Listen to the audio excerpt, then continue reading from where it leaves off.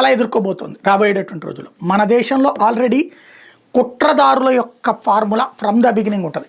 భారత చరిత్రను వక్రీకరించి భారత ప్రజల్లో ఆత్మన్యూనత పెంచి చైనా పట్ల అపారమైనటువంటి ప్రేమని, రష్యా పట్ల అపారమైన అభిమానాన్ని పెంచేలాగా మన పాఠ్య పుస్తకాల నుంచి, నవల్స్ దగ్గర నుంచి సాహిత్యం మొత్తాన్ని భ్రష్టు పట్టించినటువంటిది వామపక్ష భావజాలికులు. వాళ్ళకి ఈ దేశంలో పుట్టి, ఈ దేశంలో పెరిగి, ఈ దేశంలో తిని, ఈ దేశంలో బ్రతుకుతున్నా సరే 24 గంటలు అక్కడ నియంత్ర రాజ్యాలు ఏలుతున్నా, అక్కడ నియంత్ర పరిపాలన సాగుతున్నా అది అద్భుత ప్రజాస్వామ్యంగా కనబడుతుంది. ఇక్కడది అసమర్థ ప్రజాస్వామ్యం కనబడుతుంది. ఆ విధమైనటువంటి స్ప్రెడ్తో అలవాటై పెరిగినటువంటి మనకి చిన్నపాటి లోపాన్ని చూపెడితే చాలు దాని చుట్టూ అల్లేసుకు బ్రతికేస్తాం తప్పించి నిజాలు ఆలోచించాం. ఎంతసేపటికి మన జాతి మీద మనకి వైషమ్యం, మన దేశం మీద మనకి వ్యతిరేకత అన్నటువంటిది పెంచి పోషించడంలో సక్సెస్ అయ్యారు వీళ్ళు.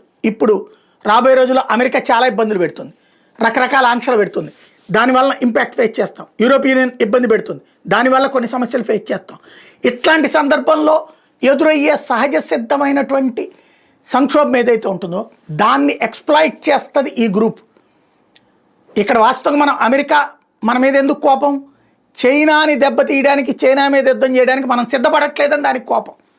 చైనాని నాశనం చేయడానికి అది వచ్చి ఇక్కడ బేస్ పెట్టుకుంటానంటే వద్దంటున్నామని కోపం. అంటే చైనాతో మనకు అంత గొడవ వద్దని అనుకుంటున్నా సరే ఏ పెట్టుబడిదారి బూర్జువా విధానానికి వ్యతిరేకం అని చెప్పి చెప్పుకునే ఈ కమ్యూనిస్టులు ఏ చైనాకి ప్రేమగా ఉంటారో ఆ చైనాని గొడవ శత్రువుగా, పెద్ద శత్రువుగా చూడకుండా మన పని మనకి అన్నటువంటి రూట్లో వెళ్తున్న భారత్ని అమెరికా కోసం, చైనా కోసం మనల్ని నాశనం చేస్తా ప్రచారాలు చేస్తారు. పాజిటివ్ నెగిటివ్గా, నెగిటివ్ని పాజిటివ్గా చూపెడతారు.